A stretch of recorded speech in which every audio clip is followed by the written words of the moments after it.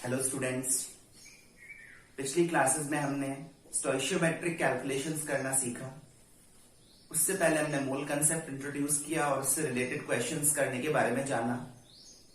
स्टोइशियोमेट्रिक calculations में हम एक बैलेंस्ड केमिकल रिएक्शन में कोफिशिएंट्स यूज करते हुए moles of reactants consumed and moles of products formed को आपस में रिलेट करते हैं।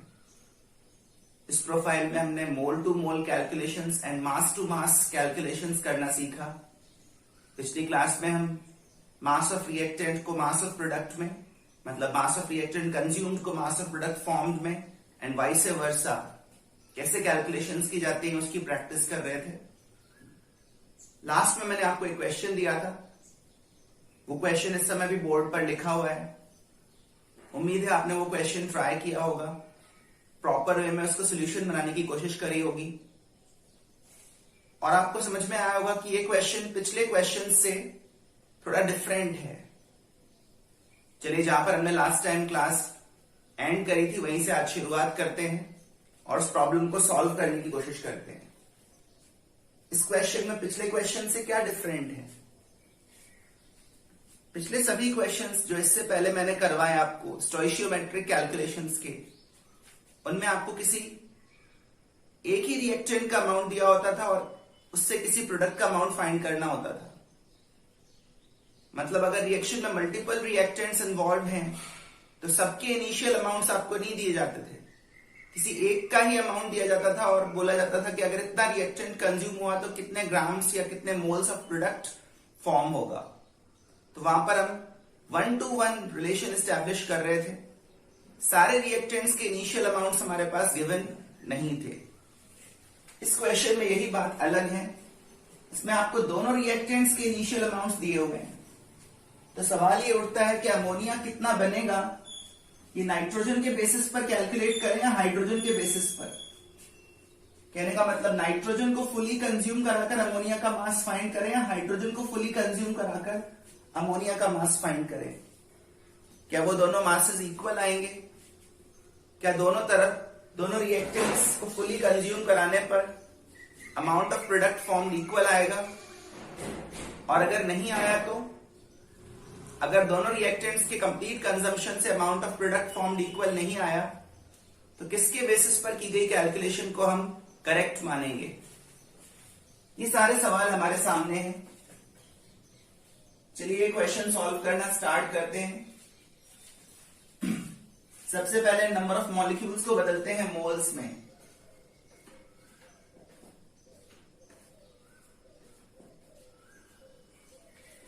ये तो ऑब्वियस है, any given quantity which is not moles has to be converted into moles to begin the problem. अच्छा, ये जो नंबर ऑफ मॉलिक्यूल्स हैं ये आपको अप टू 1 डेसिमल प्लेस दिए हुए हैं। तो अवोगैड्रोस नंबर भी आप अप टू 1 डेसिमल प्लेस ही लें।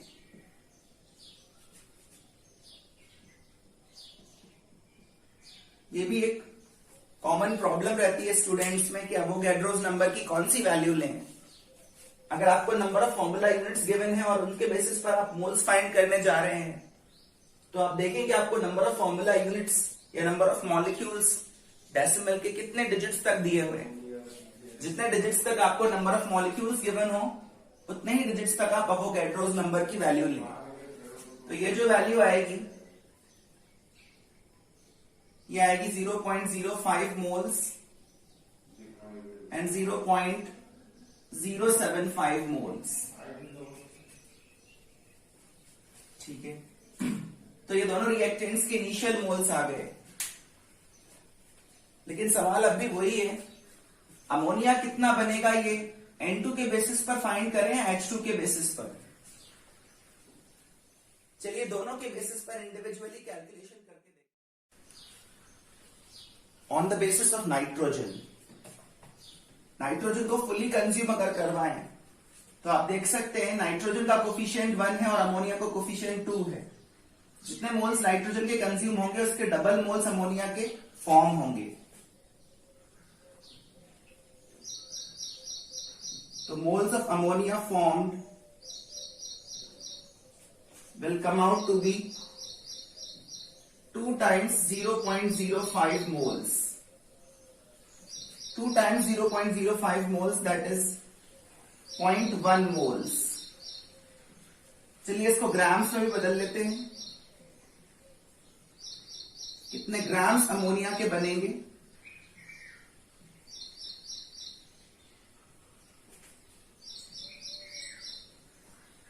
मोल्स को ग्राम्स में बदलना ये तो आप जानते होंगे. इसके लिए मोलर मास से मल्टीप्लाई करना होगा. अमोनिया का मोलर मास होता है 17 ग्राम्स पर मोल. तो अगर नाइट्रोजन फुली कंज्यूम हो जाए तो 1.7 ग्राम्स ऑफ अमोनिया बन सकता है.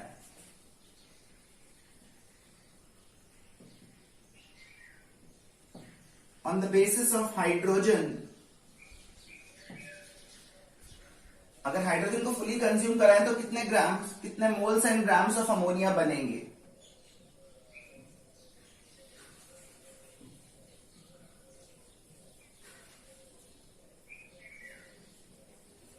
ये भी बहुत इजीली फाइंड कर सकते हैं.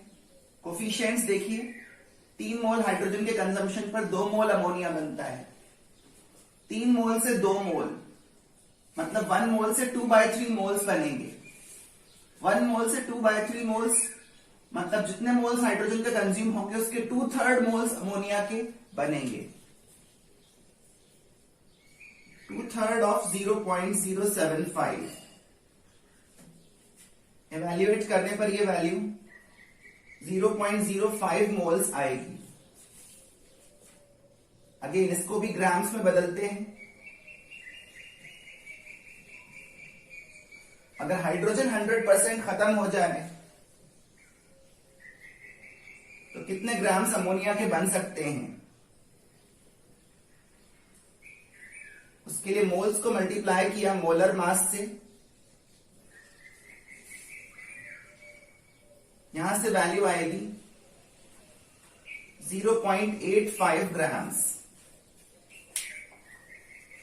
तो आप देखेंगे कि नाइट्रोजन और हाइड्रोजन के बेसिस पर की गई कैलकुलेशंस हमें सेम अमाउंट ऑफ अमोनिया नहीं दे रही है.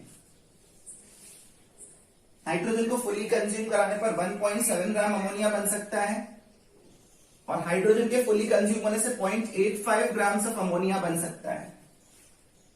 सवाल यह है कि इनमें से हमारा आंसर क्या है? क्या 1.7 ग्राम्स ऑफ अमोनिया एक्चुअली बनेगा या 0.85 ग्राम्स ऑफ अमोनिया बनेगा या आंसर कुछ और ही होगा? तो ये क्वेश्चन पिछले क्वेश्चन से अलग है क्योंकि 2 रिएक्टेंट्स के अमाउंट्स गिवन है और दोनों रिएक्टेंट्स के बेसिस पर जो अमाउंट ऑफ प्रोडक्ट बन रहा है वो सेम नहीं है.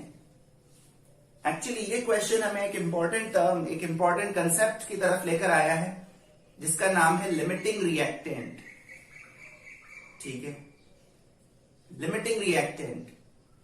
किसी रिएक्शन के दौरान सभी रिएक्टेंट्स एक साथ खत्म हो जाएं ये जरूरी नहीं है. रिएक्टेंट्स किस रेशियो में कंज्यूम होंगे वो तो रिएक्शन डिसाइड करती है, लेकिन आप उनको किस रेशियो में लेकर चलोगे वो आपका डिसीजन है. जैसे रिएक्शन ने कहा कि नाइट्रोजन और हाइड्रोजन 1:3 के रेशियो में कंज्यूम होंगे, लेकिन अगर आप देखें हमने इनके मोल्स 1:3 के रेशियो में नहीं लिए हैं. नाइट्रोजन और हाइड्रोजन के मोल्स का रेशियो 2:3 है. किस रेशियो में नाइट्रोजन और हाइड्रोजन कंज्यूम होंगे वो रिएक्शन डिसाइड कर रही है और किस रेशियो में हम उनको इनिशियली लेकर चलें वो हमारा डिसीजन है. इनके इनिशियल मोल्स हम 1:10 के रेशियो में भी रख सकते हैं, 10:1 के रेशियो में भी रख सकते हैं, 1:3 के रेशियो में भी रख सकते हैं, 2:3 के रेशियो में भी रख सकते हैं. अगर हम इनके इनिशियल मोल्स 1:3 के रेशियो में ही लेकर चलते तो फिर आप दिमाग लगाओ, 1:3 के रेशियो में ही ये कंज्यूम होते हैं और 1:3 के रेशियो में ही हमने इनको इनिशियली लिया है. ऐसी सिचुएशन में दोनों नाइट्रोजन और हाइड्रोजन फुल्ली कंज्यूम हो जाते, एक साथ खत्म हो जाते, अज्यूमिंग 100% कंप्लीशन ऑफ रिएक्शन. लेकिन अगर हमारे द्वारा लिए गए इनिशियल मोल्स का रेशियो कोफिशिएंट्स के रेशियो के साथ मैच नहीं करेगा, जैसे कि यहां पर है, हमने जो मोल्स लिए उनका रेशियो 2:3 है और कोफिशिएंट्स का रेशियो 1:3 है, if the ratio of initial moles doesn't match with the ratio of coefficients, तो इसका मतलब ये निकलता है कि कोई एक रिएक्टेंट या एक से ज्यादा रिएक्टेंट्स बचने वाले हैं, कोई एक रिएक्टेंट पहले खत्म होने वाला है, सारे रिएक्टेंट्स एक साथ फुली कंज्यूम होने वाले नहीं है। जो रिएक्टेंट रिएक्शन के दौरान पहले खत्म हो जाता है वो ऑब्वियसली रिएक्शन को रोक देगा। प्रोडक्ट फॉर्मेशन के लिए आपको सारे रिएक्टेंट्स चाहिए। जो भी रिएक्टेंट रिएक्शन के दौरान फुल्ली कंज्यूम हो जाएगा सबसे पहले, वो रिएक्शन को स्टॉप करेगा, प्रोडक्ट फॉर्मेशन को लिमिट करेगा। ऐसे रिएक्टेंट को अपन क्या बोलते हैं? Limiting reactant. और कितना प्रोडक्ट बन पाएगा ये लिमिटिंग रिएक्टेंट डिसाइड करेगा, क्योंकि जो बच गए, जो एक्सेस थे, ऐसे रिएक्टेंट्स तो और भी प्रोडक्ट बनाने में कैपेबल थे, उनका अमाउंट अभी भी बच गया। लिमिटिंग रिएक्टेंट ही सबसे पहले खत्म हुआ है, प्रोडक्ट फॉर्मेशन को उसी ने रोका है। तो कितना प्रोडक्ट बनेगा ये किसके बेसिस पर कैलकुलेट किया जाना चाहिए? लिमिटिंग रिएक्टेंट के बेसिस पर। अब आ जाते हैं इस क्वेश्चन पर। Nitrogen was capable of forming 1.7 grams of ammonia, but hydrogen was capable of forming only 0.85 grams of ammonia. Obviously 0.85 is smaller than 1.7. तो 0.85 grams of ammonia बनने के बाद हाइड्रोजन तो फुली कंज्यूम हो चुका है, नाइट्रोजन अभी भी बचा है क्योंकि वो और ज्यादा अमोनिया बना सकता है। बट ऑब्वियसली हाइड्रोजन खत्म हो जाने के बाद रिएक्शन रुक जाएगी, मतलब 0.85 ग्राम्स ऑफ अमोनिया बनने के बाद रिएक्शन स्टॉप हो जाएगी। तो इस क्वेश्चन का आंसर क्या होगा? 0.85 ग्राम्स। और इन दोनों में से लिमिटिंग रिएक्टेंट कौन है? किसने प्रोडक्ट फॉर्मेशन को लिमिट किया है? हाइड्रोजन ने। तो इस क्वेश्चन का जो पर्पस था वो था लिमिटिंग रिएक्टेंट का कंसेप्ट इंट्रोड्यूस करना। That is why this question was different from the previous questions. जब किसी एक ही रिएक्टेंट का अमाउंट गिवन हो और एक ही प्रोडक्ट का अमाउंट पूछा गया हो तो ऑब्वियसली हमें लिमिटिंग रिएक्टेंट के बारे में नहीं सोचना होगा। लेकिन जब सारे रिएक्टेंट्स के इनिशियल अमाउंट्स गिवन हो तो सबसे पहले हमें यह सोचना होगा कि कौन सा रिएक्टेंट फुल्ली कंज्यूम होने वाला है, which reactant is going to limit the product formation. क्योंकि प्रोडक्ट कितना बनेगा ये हम किसके बेसिस पर कैलकुलेट करेंगे? लिमिटिंग रिएक्टेंट के बेसिस पर। चलिए ये बातें जो हमने डिस्कस करी इनको नोट करते हैं। So we observe that calculations के बाद हमने ऑब्जर्व किया while nitrogen is capable of forming, जितना नाइट्रोजन हमारे पास है वो नाइट्रोजन कैपेबल है 1.7 ग्राम्स ऑफ अमोनिया बनाने में।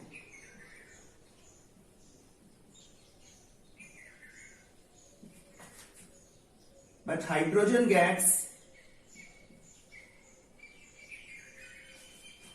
gets fully consumed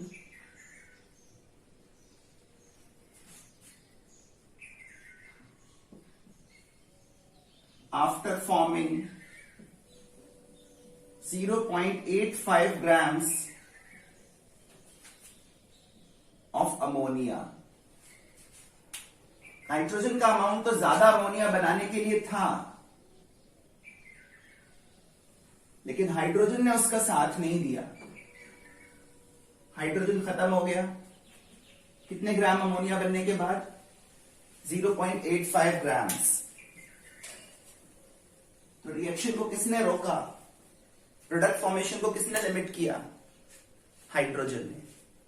और प्रोडक्ट कितना बन पाएगा? 100% कंप्लीशन मानने पर भी प्रोडक्ट 0.85 ग्राम्स ऑफ अमोनिया से ज्यादा नहीं बन पाएगा। Hydrogen is the limiting reactant. ये लिमिटिंग रिएक्टेंट वर्ड अभी मैंने फॉर्मली डिफाइन नहीं किया है, हालांकि इस स्टेज तक आप ये वर्ड थोड़ा थोड़ा समझने तो लगे होंगे। वो रिएक्टेंट जो बाकी रिएक्टेंट से पहले कंज्यूम हो जाए, या ये बोलें कि स्टोइशियोमेट्री की जो डिमांड है, रिएक्शन की जो डिमांड है, उससे कम जो रिएक्टेंट सप्लाई किया गया हो। अगर रिएक्शन की डिमांड यह है कि नाइट्रोजन और हाइड्रोजन 1:3 के रेशियो में कंज्यूम होंगे और हम हाइड्रोजन कम सप्लाई करें, इतना सप्लाई ना करें कि वो रेशियो 1:3 आए, हाइड्रोजन रिएक्शन की डिमांड से कम सप्लाई करें, तो फिर हाइड्रोजन लिमिटिंग रिएक्टेंट हो जाएगा। और अगर नाइट्रोजन रिएक्शन की डिमांड से कम सप्लाई करें तो नाइट्रोजन लिमिटिंग रिएक्टेंट हो जाएगा। Hydrogen is the limiting reactant while nitrogen is in stoichiometric excess. ये सिंपली एक्सेस, जो बच जाए वो एक्सेस रिएक्टेंट, जो पहले खत्म हो जाए वो limiting reactant.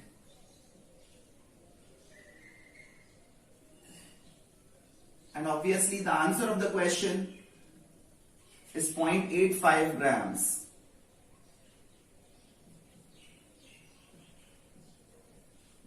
- 0.85 grams of ammonia बनेगा।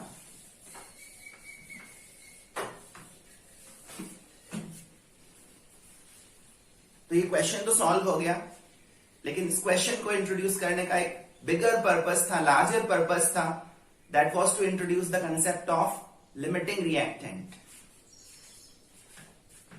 चलिए अब ये वर्ड फॉर्मली डिफाइन करते हैं।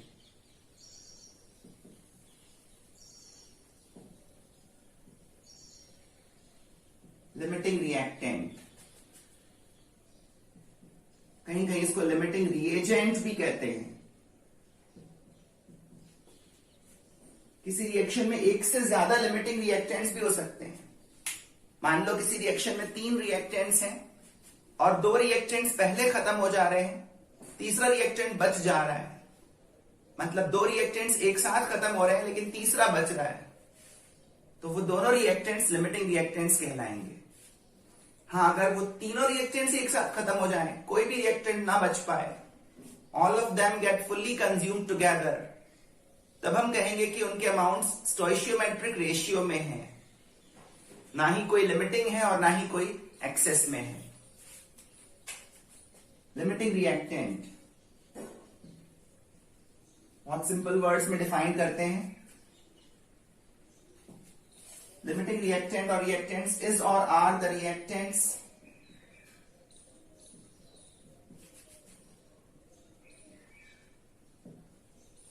which gets fully consumed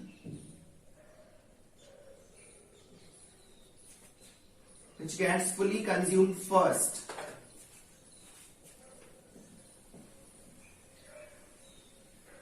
that is before other reactants,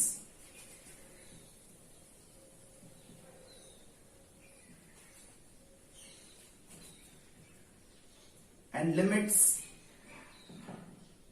or we can say stops,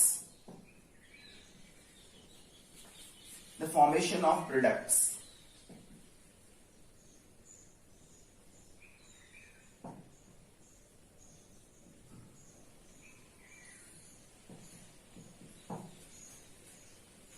limiting reactant product formation को रोकता है।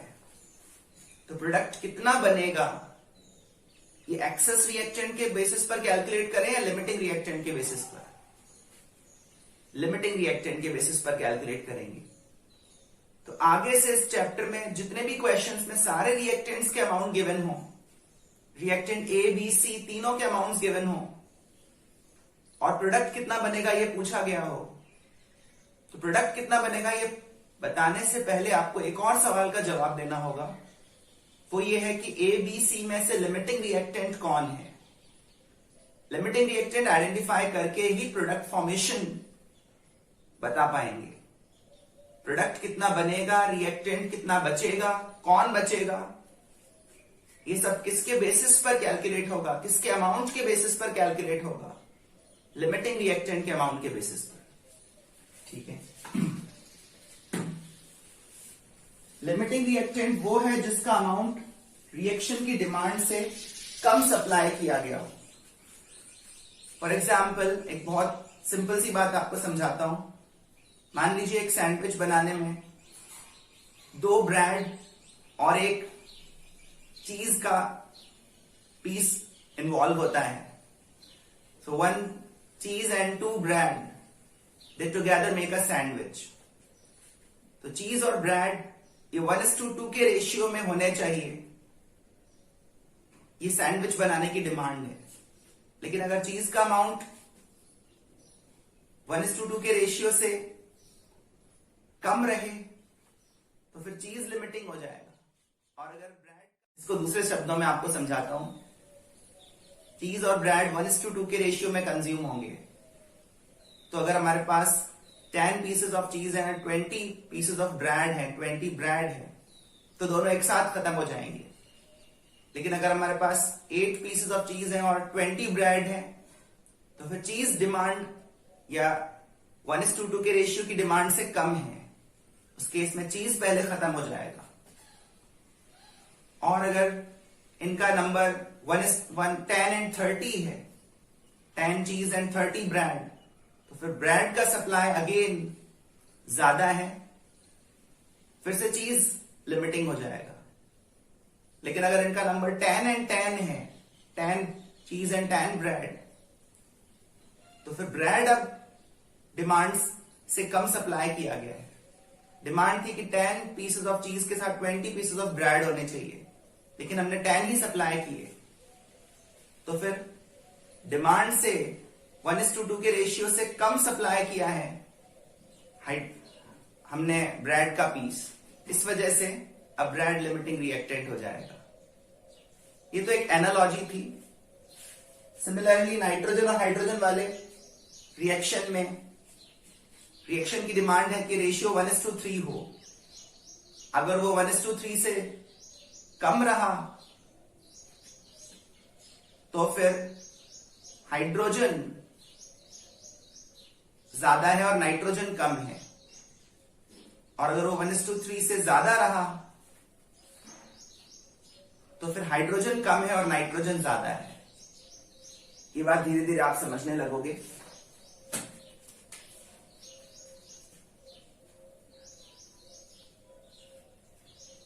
चलिए इसी डेफिनेशन में आगे बढ़ते हैं।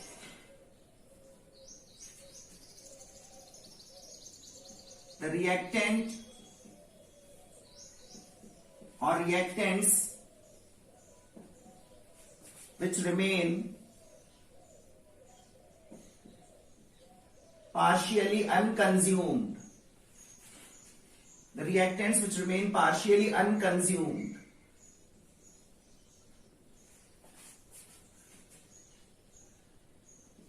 are said to be in stoichiometric excess.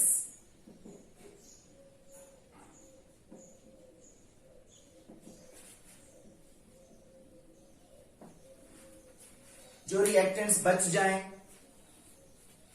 100% completion मानने पर भी जो रिएक्टेंट्स बच जाए उनको हम बोलेंगे excess reactants. They are in stoichiometric excess. तो 2 वर्ड्स हमने इंट्रोड्यूस किए, limiting reactant and excess reactants. अगर सारे रिएक्टेंट्स एक साथ ही खत्म हो जाए, कोई ना बच पाए, तो हम बोलेंगे कि रिएक्टेंट्स के अमाउंट स्टोइशियोमेट्रिक रेशियो में है। All the reactants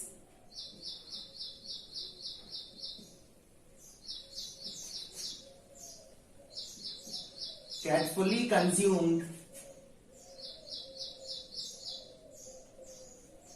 together, all the reactants get fully consumed together,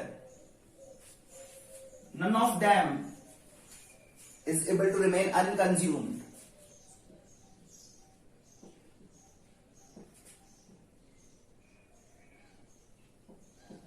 Their amounts are said to be in stoichiometric ratio.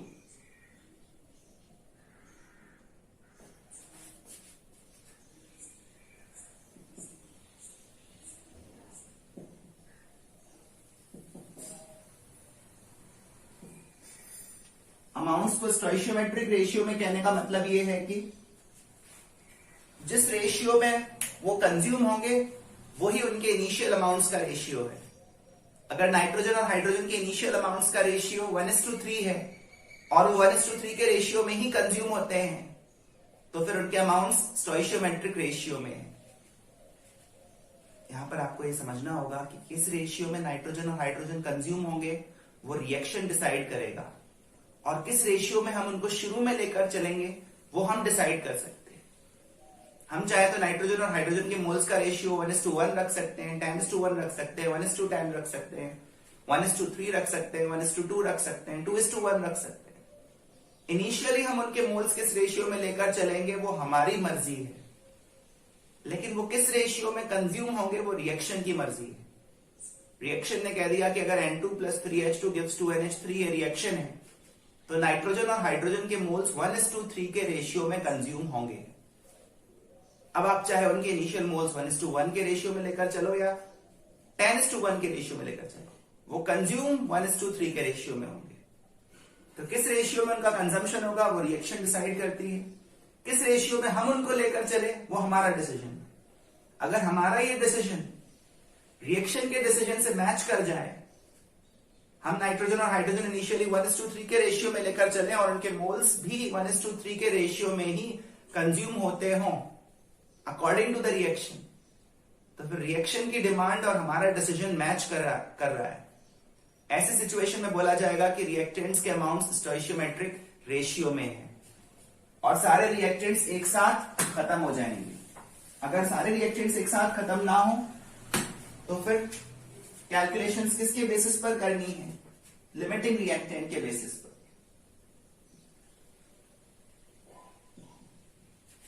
All further स्टोइशियोमेट्रिक calculations that is the amount of product formed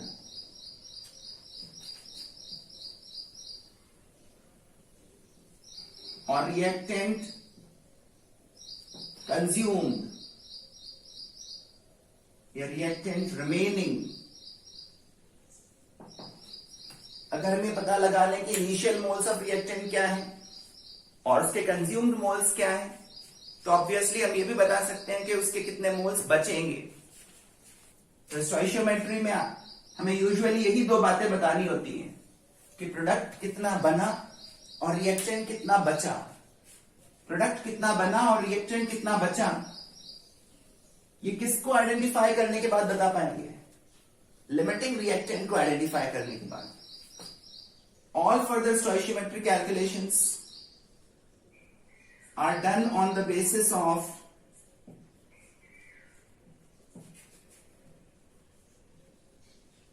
the limiting reactant। इसलिए limiting reactant को पहचानना जरूरी है। Short में लिखा करेंगे LR। तो ध्यान रखिए आगे से उन सारे क्वेश्चंस में जिनमें सभी रिएक्टेंट्स के इनिशियल अमाउंट्स दिए हों और प्रोडक्ट कितना बनेगा ये पूछा हो, रिएक्टेंट कितना बचेगा ये पूछा हो, ऐसे सभी क्वेश्चंस में एक हिडन क्वेश्चन ये भी है कि लिमिटिंग रिएक्टेंट कौन है। लिमिटिंग रिएक्टेंट पहचानने के बाद ही हम ये बता पाएंगे कि प्रोडक्ट कितना बना और रिएक्टेंट कौन सा बचा और कितना बचा। तो क्वेश्चन भले ही एक्सप्लिसिटली आपसे ना पूछ रहा हो कि लिमिटिंग रिएक्टेंट कौन है, लेकिन प्रोडक्ट फॉर्मेशन या रिएक्टेंट कंजम्पशन डिसाइड करने के लिए लिमिटिंग रिएक्टेंट को पहचानना जरूरी होगा, कंपलसरी होगा। तो चलिए समझते हैं लिमिटिंग रिएक्टेंट को आइडेंटिफाई करने के तरीके। Identifying the limiting reactant.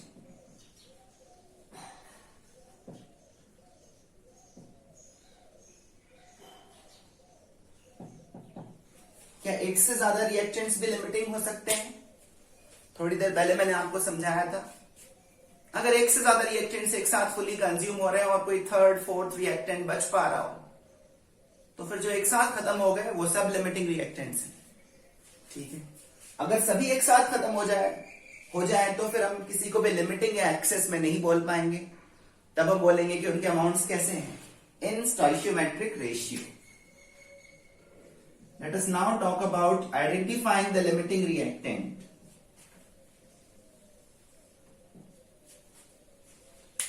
ठीक है, लिमिटिंग रिएक्टेंट आइडेंटिफाई करने के 3-4 बहुत सिंपल मेथड्स हैं।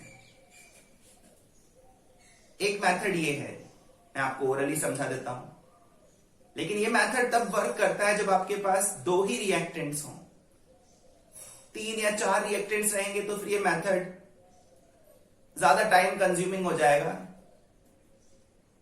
तो 2 रिएक्टेंट्स अगर आपके पास हैं, दोनों के इनिशियल मोल्स आपको गिवन है, तो लिमिटिंग रिएक्टेंट कैसे पहचाने? जैसे नाइट्रोजन और हाइड्रोजन, हमारे पास 2 रिएक्टेंट्स थे क्लास के फर्स्ट एग्जाम्पल में। तो आप अज्यूम कर लो कि नाइट्रोजन लिमिटिंग रिएक्टेंट है। जस्ट अज्यूम कि नाइट्रोजन लिमिटिंग रिएक्टेंट है। अगर नाइट्रोजन लिमिटिंग रिएक्टेंट है तो नाइट्रोजन का अमाउंट फाइनली 0 हो जाना चाहिए। नाइट्रोजन को फुल्ली कंज्यूम कराते हुए आप ये फाइंड करो कि हाइड्रोजन कितना कंज्यूम होगा। नाइट्रोजन जितना कंज्यूम होता है, हाइड्रोजन उसका ट्रिपल कंज्यूम होता है। आप जाकर वो क्वेश्चन देखो जो अभी क्लास में अपन ने सॉल्व किया है। नाइट्रोजन के इनिशियल मोल्स 0.05 है और हाइड्रोजन के इनिशियल मोल्स 0.075 है। तो हमने अज्यूम किया कि नाइट्रोजन लिमिटिंग रिएक्टेंट है। हमारा ये अजम्पशन गलत भी हो सकता है। अगर हम गलत हुए तो भी हमें लिमिटिंग रिएक्टेंट का पता चल जाएगा, क्योंकि लिमिटिंग रिएक्टेंट की 2 ही तो चॉइसेस हैं। अगर नाइट्रोजन लिमिटिंग रिएक्टेंट नहीं है तो हाइड्रोजन है। इसीलिए मैंने कहा 2 रिएक्टेंट्स ही अगर हो तो ये मेथड आप अपना सकते हैं। तो मैंने अज्यूम कर लिया कि नाइट्रोजन लिमिटिंग रिएक्टेंट है। नाइट्रोजन के 0.05 मोल्स फुल्ली कंज्यूम हो जाएंगे। आप जाकर वो क्वेश्चन देखो। अगर नाइट्रोजन 0.05 मोल्स कंज्यूम हो जाएगा तो हाइड्रोजन उसका ट्रिपल कंज्यूम हो जाएगा, 3 times 0.05, that is 0.15 moles.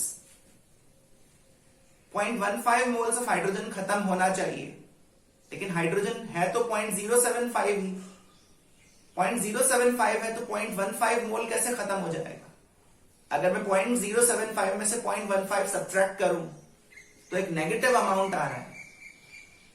Negative moles तो हो नहीं सकते, नेगेटिव मोल्स तो मीनिंगलेस है। इसका मतलब हमारा अजम्पशन गलत है।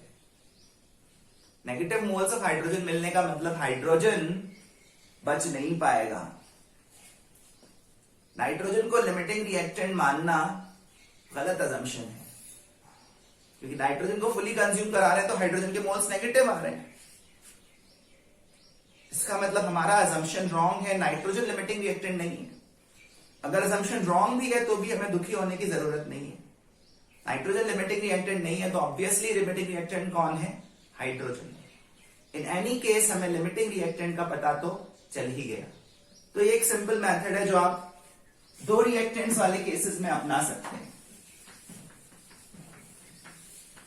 इसके अलावा भी 2-3 मेथड्स मैं आपको लिखवा रहा हूं। फर्स्ट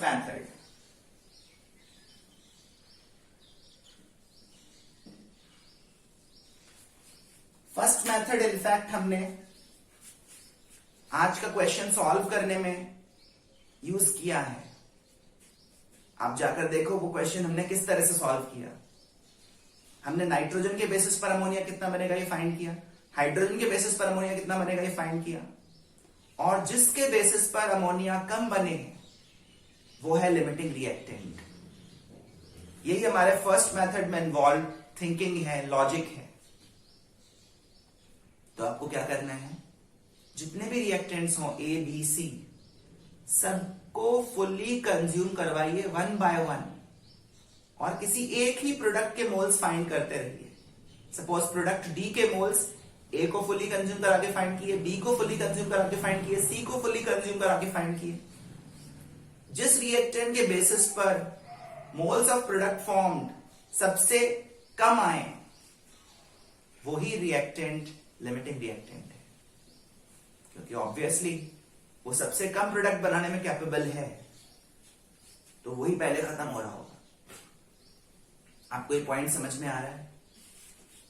एक ही प्रोडक्ट का अमाउंट सभी रिएक्टेंट्स के बेसिस पर फाइंड करना है, और अगर सबके बेसिस पर सब रिएक्टेंट्स को फुली कंज्यूम कराने पर प्रोडक्ट का अमाउंट सेम ही आता रहे, तो ऑब्वियसली वो रिएक्टेंट्स स्टोइशियोमेट्रिक रेशियो में है। तो फर्स्ट मेथड हमने यूज कर लिया है बिना फॉर्मली इंट्रोड्यूस किए। Calculate the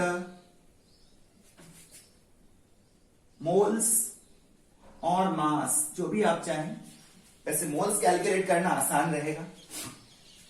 calculate the moles और mass of a particular product.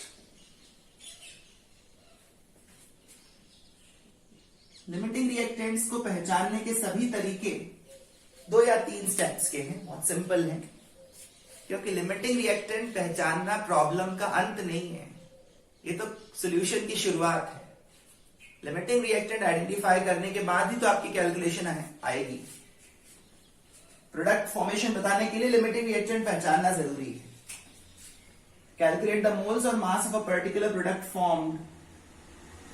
एक ही प्रोडक्ट पर फोकस करें, सिर्फ एक ही प्रोडक्ट पर, of a particular product formed by fully consuming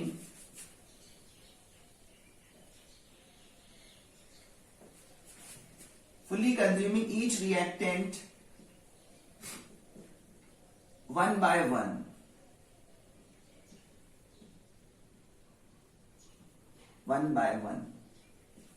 अच्छा, अगर किसी रिएक्शन में एक ही रिएक्टेंट हो तो फिर लिमिटिंग रिएक्टेंट कौन है? अगर एक ही रिएक्टेंट है तो ऑब्वियसली वही लिमिटिंग है, वहां पर तो लिमिटिंग वर्ड यूज करना भी सही नहीं है। लिमिटिंग रिएक्टेंट वर्ड तभी यूज करना चाहिए जब एक से ज्यादा रिएक्टेंट्स रिएक्शन में इन्वॉल्व हो। मोल्स और mass of a particular product form by fully consuming each reactant one by one. Her reactant को एक एक करके फुली कंज्यूम कराएं और एक प्रोडक्ट कितना बनेगा ये फाइंड करें। जैसे नाइट्रोजन को फुली कंज्यूम कराया तो 1.7 ग्राम अमोनिया बना, हाइड्रोजन को फुली कंज्यूम कराया तो 0.85 ग्राम अमोनिया बना। उसके बाद लॉजिक क्या है? The reactant corresponding to which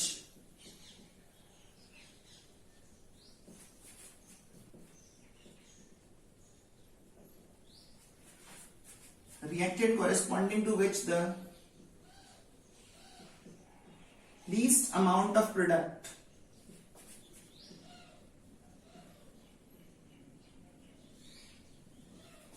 reactant corresponding to which the least amount of product is formed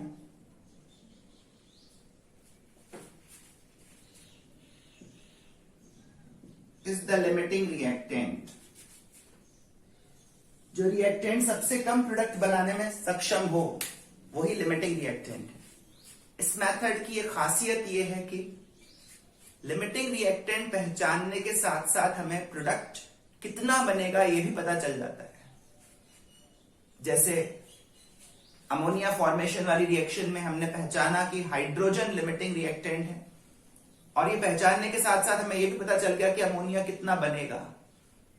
मतलब अगर क्वेश्चन ने हमसे पूछा था कि अमोनिया कितना बनेगा, तो लिमिटिंग रिएक्टेंट पहचानने के साथ ही हमें यह आंसर भी मिल चुका है, 0.85 ग्राम अमोनिया बनेगा। क्योंकि प्रोडक्ट कितना बनेगा ये तो हम कैलकुलेट कर ही रहे थे।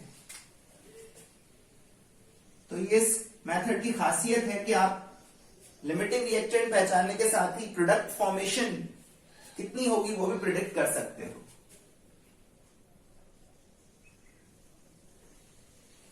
We also get the amount of product formed. We also get the amount of product formed in the process of identifying the limiting reactant. Limiting reactant पहचानने के साथ साथ हमारा आंसर भी आ जाएगा। तो ये इस मेथड की मेरिट है। ऑन द फ्लिप साइड ये मेथड थोड़ा टाइम कंज्यूमिंग भी हो सकता है, स्पेशली तब जब ज्यादा नंबर ऑफ रिएक्टेंट्स इन्वॉल्व हो। जैसे मान लो 4 रिएक्टेंट्स इन्वॉल्व हैं किसी रिएक्शन में, तो आपको चारों के बेसिस पर एक गिवन प्रोडक्ट का अमाउंट फाइंड करते रहना होगा।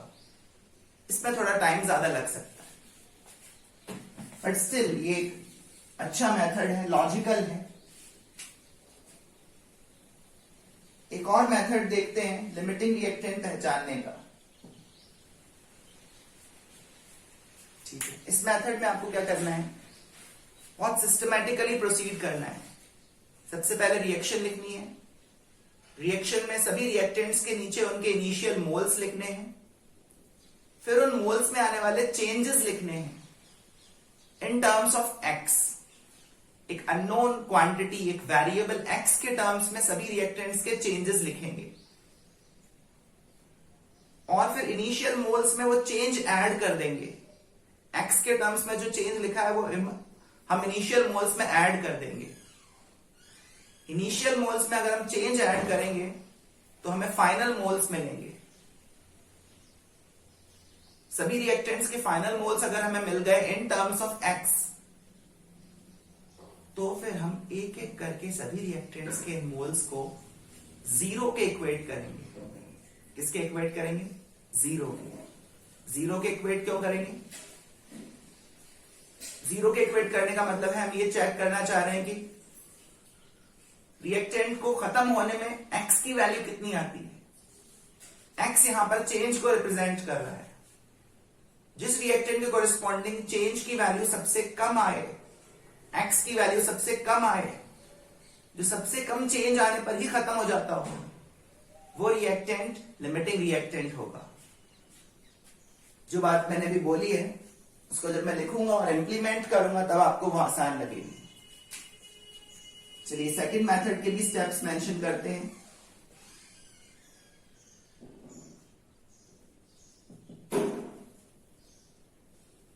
Write the balanced chemical equation.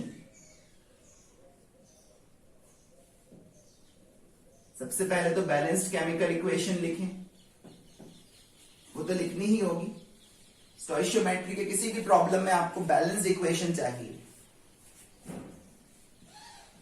Below the reaction, make a table, a small table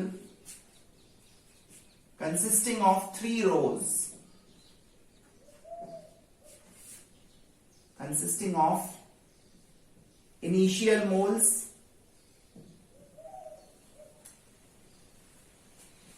सबसे पहले तो हर रिएक्टेंट के नीचे, हर प्रोडक्ट के नीचे उसके इनिशियल मोल्स लिख दीजिए। सेकेंडली, चेंज इन मोल्स लिखिए हर रिएक्टेंट और प्रोडक्ट के लिए। ये आपको एक्स के टर्म्स में लिखना है, in terms of an unknown x. और यहां पर आपको स्टोइशियोमेट्री अप्लाई करनी होगी। जैसे अगर नाइट्रोजन का कोफिशिएंट 1 है और हाइड्रोजन का कोफिशिएंट 3 है, तो अगर नाइट्रोजन के मोल्स में चेंज लिखें -x, तो हाइड्रोजन के मोल्स में चेंज लिखेंगे -3x, क्योंकि जितना नाइट्रोजन के मोल्स कंज्यूम होते हैं, हाइड्रोजन के मोल्स उसके ट्रिपल कंज्यूम होते हैं। तो ये सेकंड वाला रो काफी इंपॉर्टेंट है। यहां पर हम चेंज इन मोल्स लिखेंगे इन टर्म्स ऑफ x, और फिर हम इनिशियल मोल्स में चेंज इन मोल्स ऐड कर देंगे,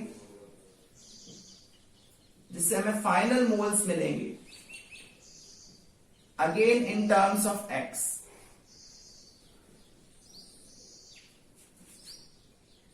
इनिशियल और चेंज को ऐड करने पर फाइनल वैल्यू मिलेगी। क्या ये बात आपको लॉजिकल लगती है, समझ में आती है? इनिशियल अमाउंट में चेंज ऐड कर दें तो फाइनल अमाउंट मिल जाएगा, मिलेगा ना? इनिशियल में चेंज ऐड करने पर कितना शुरू में था और उसमें कितना चेंज आया, इन दोनों को ऐड कर देने पर हमें फाइनल मोल्स मिल जाएंगे। और फिर क्या करना है, हर रिएक्टेंट के फाइनल मोल्स को 0 के इक्वेट करना है।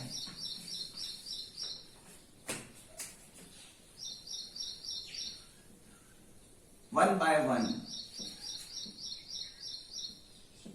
equate the final moles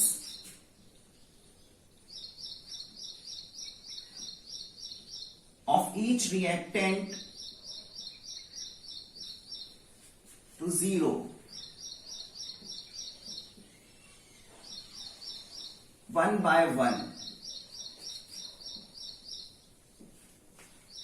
her reactant के फाइनल मोल्स को जीरो करें एक एक करके। जीरो करने का मतलब यह है कि हम उसको फुली कंज्यूम करा रहे हैं और फुली कंज्यूम कराते हुए एक्स की वैल्यू फाइंड करना चाह रहे हैं। एक्स यहां पर चेंज को रिप्रेजेंट कर रहा है। जिस रिएक्टेंट के मोल्स को जीरो करने के लिए एक्स की वैल्यू सबसे कम आए, इसका मतलब वो सबसे कम चेंज पर ही खत्म हो जा रहा है, वही लिमिटिंग रिएक्टेंट होगा।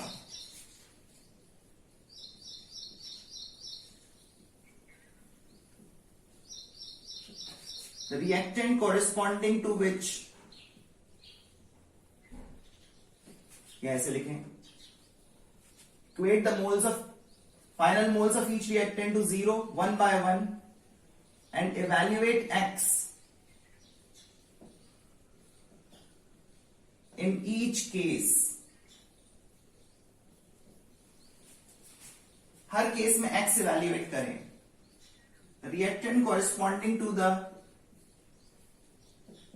Least value of x. ध्यान से समझिए, x he change in moles था।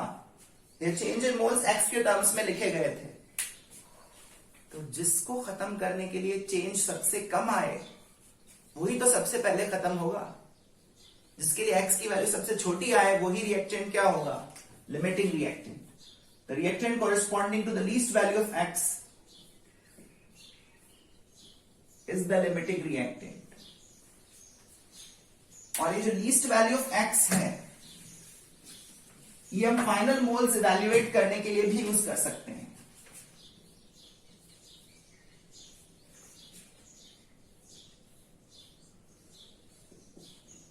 The least value of x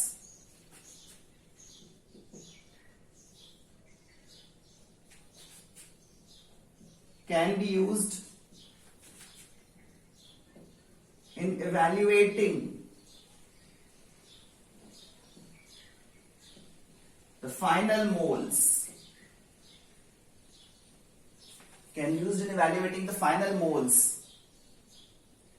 of all reactants or products।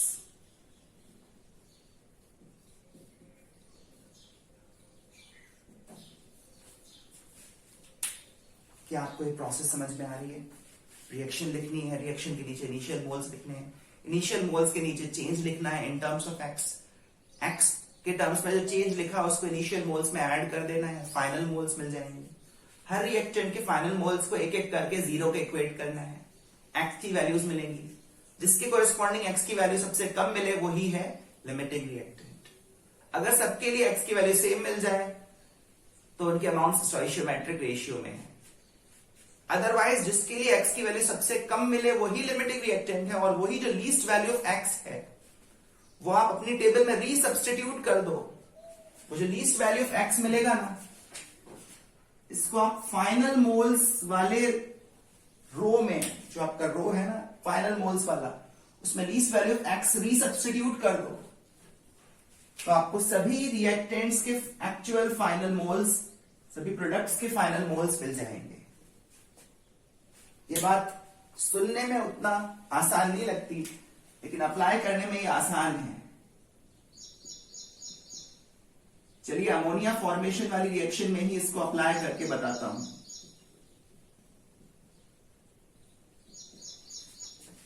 ये है अमोनिया फॉर्मेशन वाली रिएक्शन, जिसको हमने पिछली क्लास में इंट्रोड्यूस कर दिया था।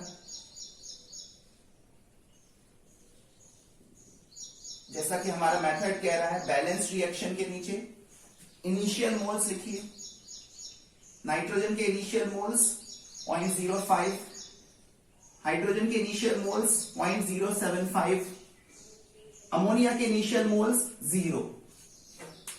अच्छा, कुछ लोग ये सोचते हैं कि जिसके मोल्स कम दिख रहे हैं वही लिमिटिंग रिएक्टेंट होगा, तो नाइट्रोजन के मोल्स कम दिख रहे हैं तो वही लिमिटिंग रिएक्टेंट होगा, ऐसा उनका सोचना है। ध्यान रहिए, गलत थिंकिंग है। Absolute number of moles compare नहीं कर सकते। हमें देखना होता है कि ये मोल्स 1:3 के रेशियो में है या नहीं, उससे छोटा रेशियो है और उससे बड़ा रेशियो है, ठीक है। तो absolute value of moles compare मत करना लिमिटिंग रिएक्टेंट पहचानने के लिए। चलिए मैथड फॉलो करते हैं। इनिशियल मोल्स लिख दिए, फिर चेंज इन मोल्स लिख दो। चेंज इन मोल्स आप चाहें तो इस तरह के एरोस के अलोंग लिख सकते हैं। जिसका कोफिशिएंट 1 है ना, उसके लिए चेंज लिखा x और इधर माइनस भी लगा दिया ताकि x पॉजिटिव आए। माइनस x ये शो कर रहा है कि नाइट्रोजन का अमाउंट कम होगा, नाइट्रोजन कंज्यूम होगा। तो ये माइनस x अपने आप में नेगेटिव है बट x पॉजिटिव है। अगर ये माइनस x है तो हाइड्रोजन के मोल्स में आने वाला चेंज -3x होगा। इसके 1 मोल के साथ इसके 3 मोल कंज्यूम होते हैं, इसके x मोल के साथ इसके 3x मोल कंज्यूम होंगे और अमोनिया के 2x मोल्स बनेंगे। ये जो अपन ने लिखा है ना, यही स्टोइशियोमेट्री है। ध्यान रहे स्टोइशियोमेट्री में हम चेंजेस रिलेट करते हैं। ये बात आपको मैं स्टोइशियोमेट्री के इंट्रोडक्शन से ही बोल रहा हूं। स्टोइशियोमेट्री में हम इनिशियल मोल्स का रेशियो 1:3 नहीं बोलते, चेंज का रेशियो 1:3 बोलते हैं। तो ये जो अपन ने चेंजेस लिखे हैं ना, -3x, -x, -3x and +2x, यहां पर हमने स्टोइशियोमेट्री अप्लाई करी है। और उसके बाद आप इनिशियल मोल्स में चेंज ऐड कर दीजिए, आपको मिल जाएंगे final moles 0.05 -x, 0.075 -3x and 2x respectively. सही है। इनिशियल में चेंज ऐड कर दिया तो सबके फाइनल मोल्स मिल गए। अब जैसा कि हमने डिसाइड किया था, हम सबके मोल्स को एक एक करके 0 के इक्वेट करेंगे। रिएक्टेंट्स के मोल्स को 0 के इक्वेट करेंगे। नाइट्रोजन के मोल्स को 0 के बराबर बनाया तो x की वैल्यू 0.05 आ रही है। हाइड्रोजन के मोल्स को 0 बनाया तो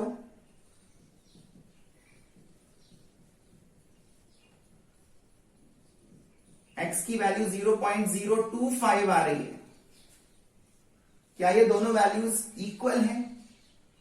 डेफिनेटली नहीं है। इनमें से लीस्ट वैल्यू ऑफ x क्या है? 0.025। जैसा कि हमने सोचा समझा है कि जिस रिएक्टेंट के लिए x की वैल्यू सबसे कम आएगी, इसका मतलब वो कम चेंज पर ही खत्म हो जा रहा है। ठीक है। वही रिएक्टेंट क्या है? Limiting reactant. Hydrogen is the limiting reactant. चलिए, लिमिटिंग रिएक्टेंट तो पहचान में आ गया। और जैसा कि मैंने आपको बोला था, ये जो लीस्ट वैल्यू ऑफ x है, ये भी हमारे काम की वैल्यू है। ये जो लीस्ट वैल्यू ऑफ x है, इसको अगर हम फाइनल मोल्स वाले रो में फिर से रख दें, सब्स्टिट्यूट कर दें, तो हमें सबके फाइनल मोल्स मिल जाएंगे।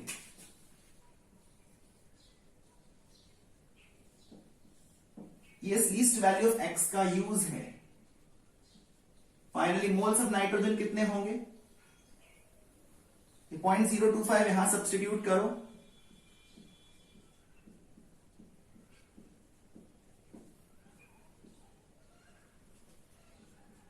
.025 मोल्स ऑफ नाइट्रोजन बच जाएगा। इसको बोलेंगे moles of nitrogen remaining. Moles of hydrogen तो ऑब्वियसली 0 आएंगे। 0.025 यहां पर सब्स्टिट्यूट करने पर वैल्यू 0 ही आएगी। एंड मोल्स ऑफ अमोनिया, ये तो थे मोल्स ऑफ नाइट्रोजन रिमेनिंग। और अब फाइंड करते हैं मोल्स ऑफ अमोनिया फॉर्म्ड।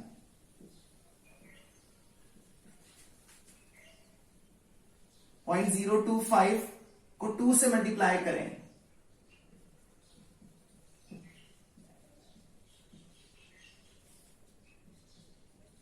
यह आता है 0.05 मोल्स। आप लेक्चर के बिगिनिंग में की गई कैलकुलेशन फिर जाकर देखिए, वहां भी हमने 0.05 मोल्स ऑफ अमोनिया फाइंड किए थे। इसको यदि आप ग्राम्स में बदलेंगे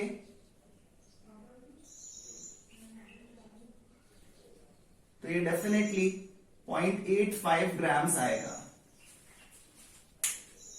ठीक है, तो सेकेंड मेथड से भी हम उसी आंसर तक पहुंच गए। यहां पर x के टर्म्स में चेंज लिखा जाता है। ये भी काफी अच्छा मेथड है, सिस्टमैटिक है और लेंग्थियर प्रॉब्लम्स में ज्यादा यूजफुल साबित होता है। उम्मीद है आपको ये दो मेथड्स अच्छे से समझ में आ गए होंगे। इसके अलावा मैंने आपको एक थर्ड मेथड ओरली भी बताया था, जिसमें हम दो रिएक्टेंट्स रहने पर एक को लिमिटिंग रिएक्टेंट अज्यूम कर लेते हैं और दूसरा कितना कंज्यूम होगा वो फाइंड करते हैं। अगर उसका कंज्यूम्ड अमाउंट उसके इनिशियल अमाउंट से ज्यादा आ जाता है तो हमारा अजम्पशन गलत होता है। अगर हमारा उसका कंज्यूम्ड अमाउंट इनिशियल अमाउंट से कम आता है तो हमारा अजम्पशन सही होगा। तो ये डिफरेंट मेथड्स है लिमिटिंग रिएक्टेंट पहचानने के। एक और मेथड मैं आपको अगली क्लास में बताऊंगा लिमिटिंग रिएक्टेंट आइडेंटिफाई करने का।